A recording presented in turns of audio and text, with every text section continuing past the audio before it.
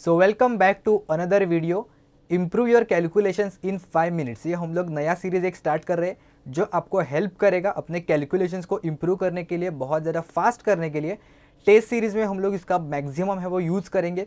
Exam में अगर आपको बहुत ज़्यादा टाइम लग रहा है, आपके सारे क्वेश्चन है वो कंप्लीट नहीं हो रहे हैं, स्पेशली अगर जहाँ पे कैलकुलेटर नहीं अलाउड है जिस एग्ज़ाम में, वहाँ पे आपको ज़्यादा टाइमिंग लग रहा है, तो किस मेथड से हम लोग इसको जो अपना कैलकुलेशन है वो इम्प्रूव कर सकते हैं, ये सारी चीज़ें हम लोग ये कंप्लीट सीरीज़ में डिस्कस कर रहे हैं। ये है इसका पार्ट 1, जहाँ पे हम लोग देखेंगे इंपॉर्टेंट रेशियोज़ या फिर रेशियोज़ को हम लोग एक्चुअल अपने कैलकुलेशन में कैसे यूज़ कर सकते हैं अपना टाइम है वो सेव करने के लिए।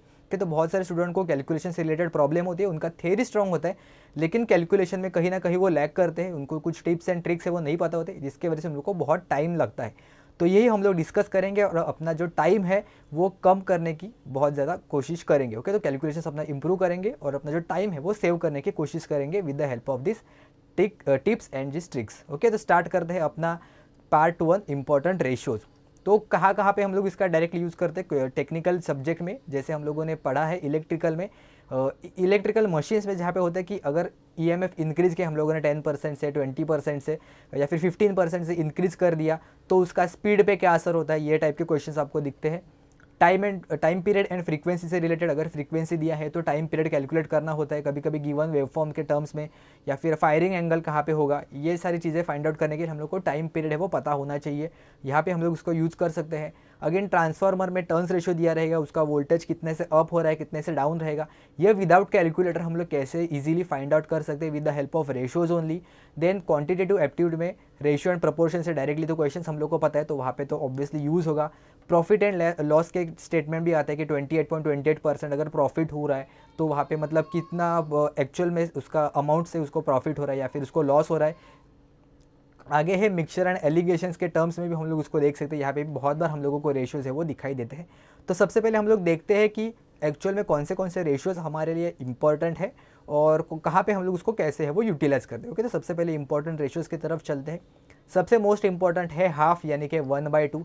ये वाला जो रेशियो है बहुत इंपॉर्टेंट है। यहाँ पे जो इंपॉर्टेंट है मैं उसको स्टार मार्क कर देता हूँ ताकि आपको समझ में आ जाएगा। ये मैंने बहुत सारे रेशियोज़ लिखे एक्चुअल में, आपको इतना ज़्यादा लिखने की ज़रूरत नहीं है, मैंने खुद के प्रैक्टिस के लिए ये लिखा था ताकि कौन से नंबर फ्रैक्शन के टर्म्स में कैसे दिखाई देते हैं रेशियोज़ है वो, ये समझने के लिए मैंने ये चार्ट लिखा था खुद के हैंड राइटिंग से। तो आप भी स्क्रीनशॉट ले सकते हो, या फिर अगर आपने खुद के हैंड राइटिंग से लिखा और वॉल पे अगर उसको स्टिक कर दिया, आपके स्टडी टेबल पे उसको स्टिक कर दिया, या फिर फ़ोन में उसका पीडीएफ है वो सेव कर दिया, तो जब भी आपको टाइम मिलेगा तब आपको उसको देख सकते हो, और आप जितने बार उसको देखोगे आपके माइंड में वो फिट हो जाएगा और आपको ईजिली समझ में आ जाएगा इसको कहाँ यूटिलाइज़ करना है, और आप खूब मुझे बताओगे कि हाँ यहाँ पे उसको यूटिलाइज़ कर सकते हो।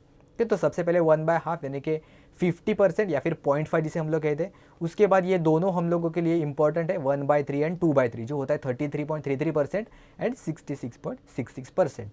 देन 1/4, ये वाले भी इंपॉर्टेंट है, तीनों के तीनों, ये तो बेसिकली 1/2 ही है। ओके, तो 1/4 होता है 25% एंड 3/4 होता है 75%, तो ये भी हमारे लिए इंपॉर्टेंट है। ये आगे के चारों हम लोगों को पता होने ही चाहिए। ओके, ये कंप्लीट जो स्ट्रिप है ये आपको देखना ही है। 1/5 होता है 20%, 2/5 होता है 40%, 3/5 होता है 60%, यानी कि 4/5 होता है, ये होता है 80%। तो इसको कैसे हम लोग समझ सकते हैं कि 1/5 मतलब इसका जो डिनोमिनेटर है वो हम लोगों को 100 करना है, तो क्या कर सकते हैं, ऊपर भी 20 से मल्टीप्लाई करो और नीचे भी 20 से मल्टीप्लाई करो, करेक्ट। तो हम लोगों को 20/100 मतलब मिल जाएगा 20%। बहुत सारे स्टूडेंट को पता रहेगा, अब अच्छी बात है आप बहुत सारी ईयर से प्रिपेयर कर रहे हो, लेकिन जो अभी अभी जस्ट फ्रेशर्स है, जो अभी पास आउट हुआ है, फर्स्ट टाइम एग्जाम दे रहे, उनके लिए बहुत बेनिफिशियल होगा। तो अगर आपको चाहिए तो आप थोड़ा स्किप कर सकते हो या फिर फास्ट फॉरवर्ड करके भी देख सकते हो। जो पुराने स्टूडेंट्स हैं, नए स्टूडेंट है वो ध्यान से देखना, आपके लिए बहुत बेनिफिशियल होगा। ओके, तो अपना बेस एम रहेगा कि जो डिनोमिनेटर है उसको 100 के टर्म्स में उसको कन्वर्ट करेंगे, करेक्ट। तो अगर 1/4 है तो इसका 100 कैसे होगा, तो ऊपर अगर 25 से मल्टीप्लाई किया, नीचे भी अगर 25 से मल्टीप्लाई किया, तो ये हो जाएगा 25 डिवाइडेड बाय 100। ओके, तो with the help of this हम लोगों को मिलेगा कि ये 25%। ओके, यही हम लोगों को यहाँ पे मिला 25%। सिमिलरली 1/5 के टर्म्स में क्या करते, ऊपर और नीचे हम लोग 20 से मल्टीप्लाई करते। अभी प्रॉब्लम आता है 1/6 से आगे 1/5 तक तो कोई प्रॉब्लम नहीं होता है, 1/6 या फिर 1/3 तो भी बाय हार्ट रहता है हम लोगों को। 1/6 से आगे प्रॉब्लम होता है क्योंकि ये हम लोग इसका जो डिनोमिनेटर है वो 100 ईजिली नहीं कर सकते, कि तो ये आपको है वो बाय हार्ट करनी है। यहाँ पे मैं मार्क कर देता हूँ 1/6 होता है 16.66%।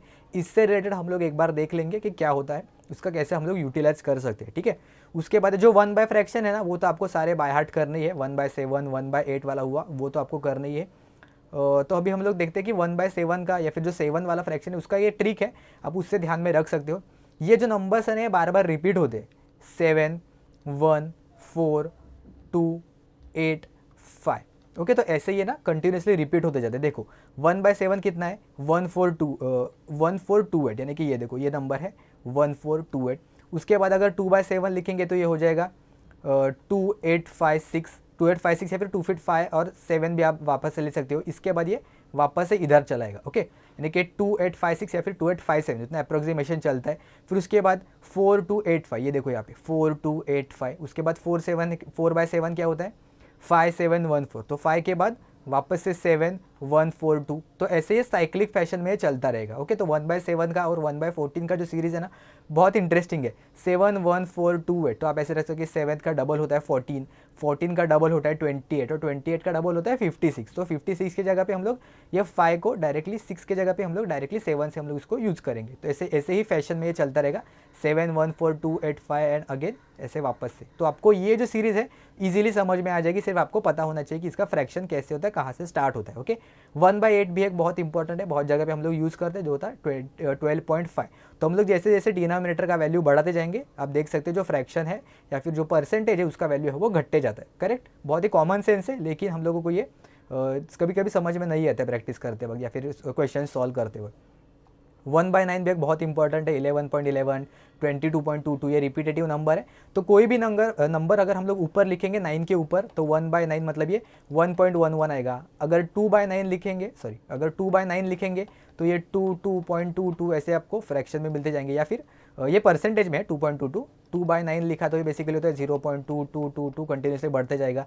अगर 4/9 लिखा तो ये 0.4444 ऐसे कंटिन्यूसली बढ़ते जाएगा। ओके, तो 9 वाला सीरीज़ भी एक बहुत इंपॉर्टेंट है, आपको इजीली समझ में आ जाएगा। वही नंबर जो ऊपर है वही रिपीट होते जाता है। 1/11 है, 1/10 नहीं लिखा क्योंकि ऑब्वियसली वो 0.1 या फिर 10% होता है। 1/11 भी एक बहुत इंपॉर्टेंट है। ये देखो ये 9 का टेबल ही है, 9.09, फिर 9 का डबल किया तो 18.88, 27.27, 36.36। ओके, तो ये 9.09 को अगर हम लोग 2 3 4 5 से मल्टीप्लाई करेंगे तो भी हम लोगों को ये जो सीरीज़ है वो मिल जाएगा। बहुत ही आसान से सीरीज़ है।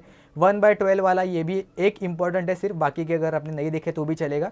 1/13 वाला भी सिर्फ एक स्टार्टिंग का है। 1/13 बहुत रेयरली यूज़ होता है, लेकिन अगर कहीं पे आपको मिला फ्रैक्शन में तो आप यूज़ कर सकते हो।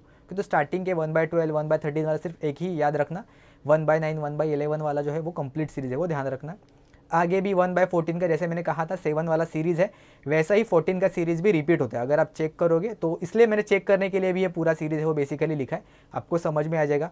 1/15 होता है 6.66% या फिर 0.6666 होता है वो, ये भी बहुत कम यूज़ होता है। 1/16 हम लोग बहुत बार यूज़ करते हैं जो होता है 6.25। ओके, तो ऐसे भी होता है कि 1/2 है, करेक्ट, तो ये कितना मिलता है हम लोगों को 50%। अगर हम लोगों ने इसका हाफ कर दिया यानी कि इसको डिवाइड बाय 2 कर दिया तो परसेंटेज का भी हाफ हो जाएगा बेसिकली, तो ये जाएगा 20%। करेक्ट, अगर इसको 1/8 कर दिया तो परसेंटेज का भी हाफ हो जाएगा। अगर आप 1/2 तक सभी को पता रहता है, फिर 1/4 भी पता है, तो इसका भी हम लोग हाफ करते जाएंगे।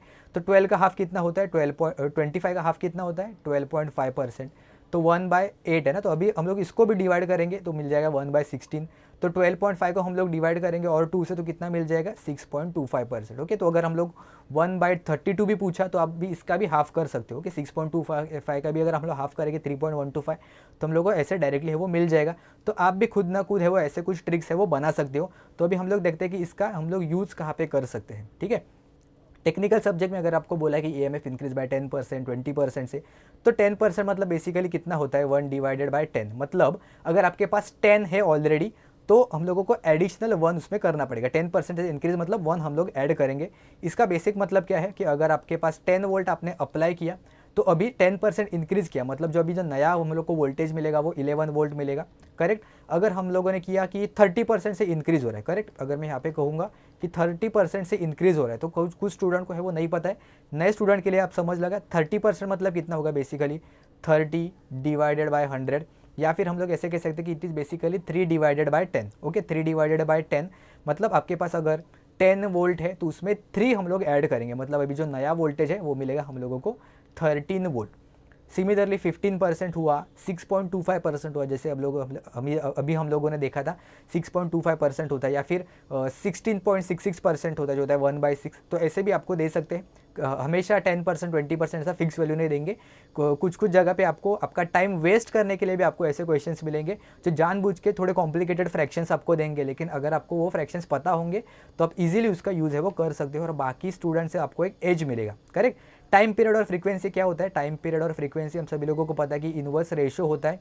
बहुत बार ऐसे होता है कि 50 हर्ट्ज हम लोगों को फ्रीक्वेंसी है वो पता रहता है, करेक्ट, 50 हर्ट्ज फ्रीक्वेंसी पता है, तो उसका टाइम पीरियड हम लोग कैसे फाइंड आउट कर सकते हैं, तो 1/50 हुआ। ओके, तो 1/50 हम लोगों को क्या कर 1/50 मतलब हम लोग इसको क्या कर सकते हैं, फ्रैक्शन है वो 100 करने के लिए क्या करना है, ऊपर और नीचे दोनों जगह पे हम लोगों को इसको 2 से मल्टीप्लाई करना पड़ेगा, तो ये हो जाएगा 0.02 सेकेंड्स, करेक्ट। सिमिलरली अगर कुछ कुछ जगह पे फ्रीक्वेंसी जो ट्रैक्शन में हम लोग लो फ्रीक्वेंसी वाला जो यूज़ करते हैं, तो 50 डिवाइडेड बाय 3 ये वाला फ्रीक्वेंसी हम लोग देते हैं, जो कितना होता है 16.66 हर्ट्ज़, 16.66 हर्ट्ज़। तो ये मुझे पता है क्योंकि बहुत बार हम लोगों ने ये यूज़ किया है। 16.66 और किसका होता है, तो 1 डिवाइडेड बाय 6 का होता है 16.66 हर्ट्ज़, करेक्ट, मतलब 0.1666। ये जो नंबर है ये हम लोग यूज़ करते हैं फ्रैक्शन। ओके, शायद आपको ये दिखाई नहीं देगा, मैं यहाँ पे ऊपर शिफ्ट कर देता हूँ, हाँ यहाँ पे। ओके, तो ये जो फ्रैक्शन है ये भी हम लोग यहाँ पे यूज़ करते हैं फ्रीक्वेंसी के टर्म्स में। तो टाइम पीरियड फ्रीक्वेंसी, अगर आपको कोई भी वेवफॉर्म दिया तो आपको बोला कि 50 हर्ट्ज फ्रीक्वेंसी है, तो आपको हाफ इसका टाइम कब तक आएगा, मतलब अगर टोटल मैंने फाइंड आउट किया कि 0.02 सेकेंड का है 50 हर्ट्ज के लिए, ओके, तो मतलब इसका जो हाफ टाइम पीरियड है वो मेरा आएगा 0.01 सेकेंड के लिए, और उसका भी अगर मैंने हाफ किया यानी कि 90 डिग्री पे, तो मतलब 0.005। ओके, तो ऐसे कुछ कुछ जगह पे हम लोग को फ्रीक्वेंसी और टाइम से खेलना पड़ता है, तो वहाँ पे आपको फ्रैक्शन का आपको यूज़ होगा। अगर ट्रांसफार्मर में दिया है, सपोज आपको दिया है स्टेप डाउन ट्रांसफार्मर, ठीक है, टर्न्स रेशियो नॉर्मल ट्रांसफार्मर या फिर आपको करंट ट्रांसफार्मर दिया, करंट ट्रांसफार्मर में भी फ्रैक्शन का है वो यूज़ होता है, या फिर जो रेशियोज देते हैं वो, सपोज आपको जो N2:1 जो N1 का रेशियो है वो आपको दिया 6:1 का रेशियो दिया। Okay, step down transformer normal ratio नहीं दिया है। इनपुट पे जो E1 का जो वैल्यू इन्होंने दिया है, सप्लाई वोल्टेज E1 का जो वैल्यू है वो दिया है 100 वोल्ट, ठीक है, और आपको डायरेक्टली फाइंड आउट करना है। ये सिर्फ इतना ही नहीं, आगे भी कुछ ना कुछ रहेगा इसको यूज़ करने का, या फिर मल्टीपल ट्रांसफार्मर वाला भी क्वेश्चन आता है तो वहाँ पे इसका बहुत बार यूज़ होगा। E2 का वैल्यू आपको फाइंड आउट करने के लिए बोला। ओके, तो ये क्या होगा, E2 divided by E1। Okay, यहाँ पे लेफ्ट में लिख देता हूँ, शायद आपको दिखाई नहीं देगा, E2 डिवाइडेड बाय E1, ये कितना हो जाएगा, it is directly equal to N2 divided by N1। Okay, fraction से हम लोग इसको यूज़ करते हैं, तो ये कितना हो जाएगा, E2 का वैल्यू हम लोगों को फाइंड आउट करना है, करेक्ट। तो N2/N1 हो जाएगा 1 डिवाइडेड बाय 6, और जो E1 का वैल्यू है ये यहाँ पे ये 100, करेक्ट, तो मल्टीप्लाई बाय 100।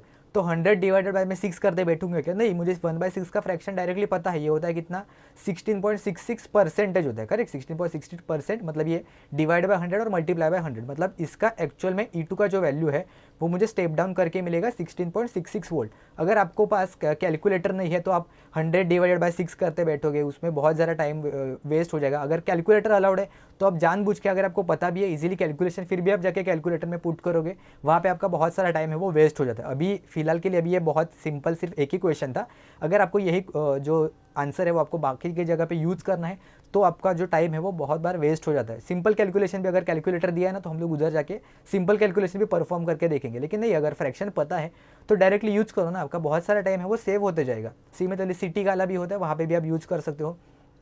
अगर आपको क्वांटिटेटिव एप्टीट्यूड यहाँ पे दिया है, क्वांटिटेटिव एप्टीट्यूड में कौन से आते हैं, यहाँ पे देखो रेशियो एंड प्रपोर्शन, तो रेशियो और प्रपोर्शन से डायरेक्टली क्वेश्चन पूछा जा सकता है कि 4/15 ए का अमाउंट है, या फिर 2/5 अगर बी का अमाउंट है, दोनों इक्वल है तो बी का अमाउंट कितना है। तो ऐसे जगह पे अगर 1/15 आपको कितना है वो पता रहेगा, 2/5 कितना है वो पता रहेगा, आप यूज़ कर सकते हो। Profit and loss similarly increase and decrease in the EMF जैसे होता है, या फिर स्पीड कम या ज़्यादा किया उसके अकॉर्डिंग प्रॉफिट एंड लॉस भी हम लोग कर सकते हैं कि 15% प्रॉफिट हुआ, 28% प्रॉफिट हुआ, या फिर कहाँ पे मैंने 44.44% प्रॉफिट हुआ, मतलब कितना होगा बेसिकली ये 4/9 का। तो 9 रुपये अगर उसने इन्वेस्ट किया था तो उस पर उसको 4% का एडिशनल है वो प्रॉफिट हुआ। तो कुछ कुछ जगह पे हम लोग को फ्रैक्शन लगता है, रेशियोज़ लगता है, वहाँ पे हम लोग यूज़ कर सकते हैं।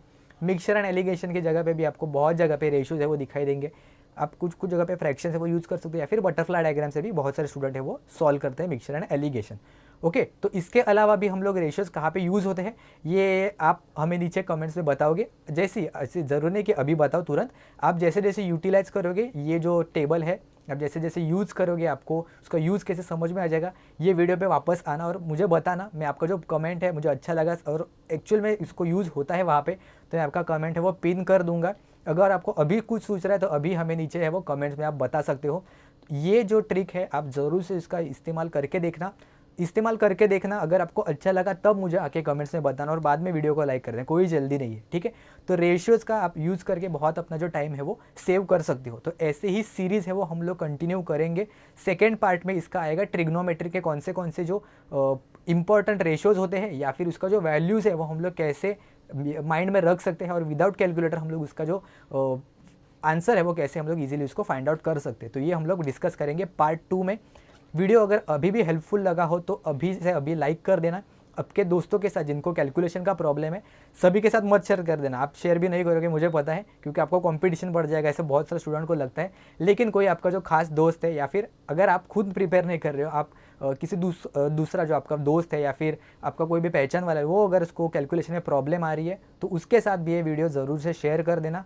और आगे जो आने वाले पार्ट्स है वो आपको जल्द से जल्द पहुँचने के लिए चैनल को सब्सक्राइब कर देना। और भी आपको कहीं जगह पे प्रॉब्लम आ रहा है, उससे रिलेटेड आपको वीडियो चाहिए, टिप्स एंड ट्रिक्स अगर चाहिए तो मुझे नीचे कमेंट्स में ज़रूर से बता देना। और टिप्स एंड ट्रिक्स आप कहाँ पे यूटिलाइज करोगे, तो प्रीवियस ईयर एमसीक्यूज़ पे, करेक्ट। तो प्रीवियस ईयर एमसीक्यूज़ को हम लोग कैसे यूटिलाइज करते हैं, मैंने कैसे यूटिलाइज किया था, इससे रिलेटेड मैंने वीडियो ऑलरेडी बनाई है, यहाँ पे आपको ऊपर मिल जाएगी, आप ज़रूर से चेकआउट कर लेना, ठीक है। तो मिलते हैं हम लोग नेक्स्ट वीडियो में किसी और टॉपिक के साथ।